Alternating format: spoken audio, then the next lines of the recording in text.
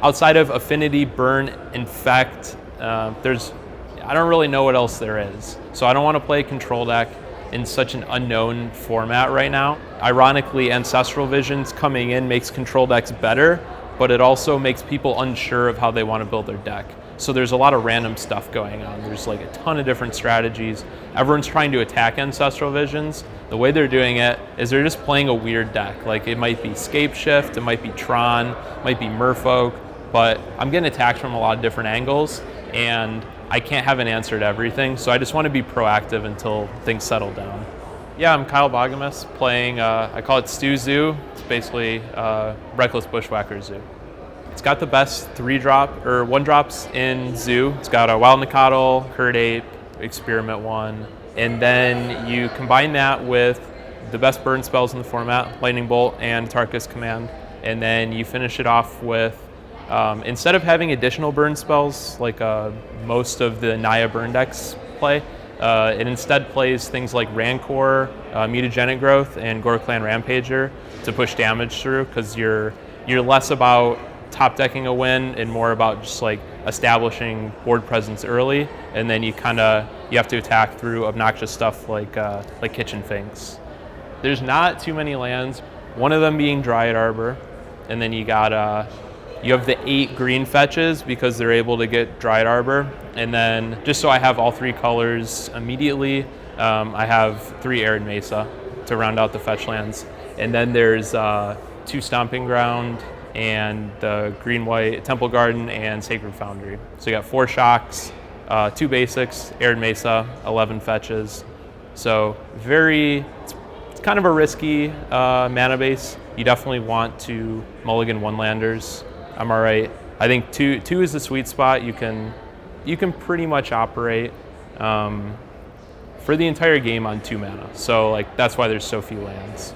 In the 1-drops, I have Herd Ape, Experiment 1, Wild Nicodle, and Goblin Guide. The other 11 are pretty key. You got Vexing Devil, Burning Tree Emissary, and Reckless Bushwhacker. Vexing Devil was a card.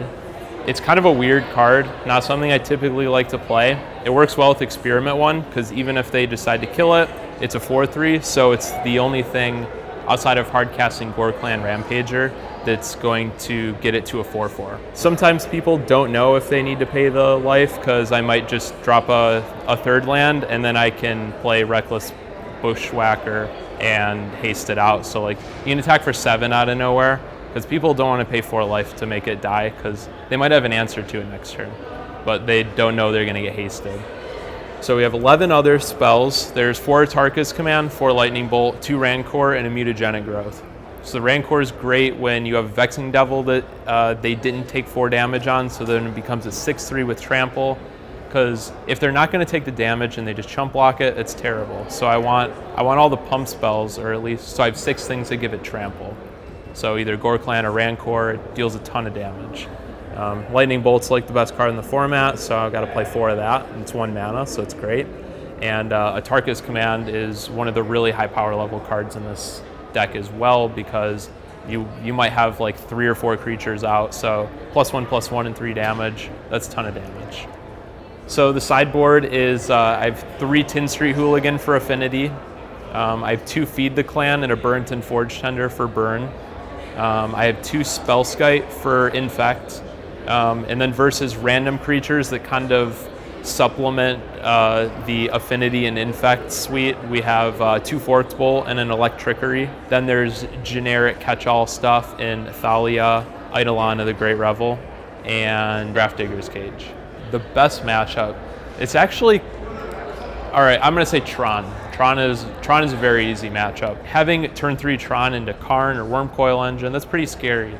But when all they do is play Sylvan Scrying, Expedition Map, Relic of Progenitus, any of that stuff, it just doesn't matter. And this deck is great because it can Goldfish a turn 3 kill in a variety of ways. It doesn't need Reckless Bushwhacker. It might just be Experiment 1 into Wild Nicodles or something like that. There's so many ways to kill by turn 3. And they're just not fighting with you.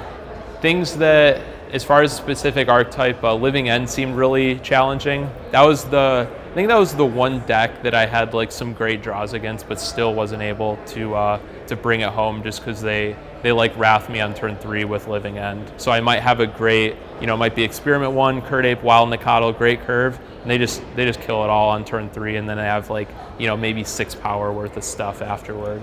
Depending on the speed of the deck you're playing, you have to be well versed in what other people are doing. This deck, you're going to be able to kill somebody on turn 3, whether you know what they're doing or not. It might be a nice deck. What does it do, by the way? Because I killed you really fast. So it's good when you either don't have a lot of time to test, the format shifts, so people are playing a lot of weird stuff, so you can't be ready for everything. Or there's a lot of people who just love to play Goblin Guides. So overall, yeah, it's great. I would stick with this list.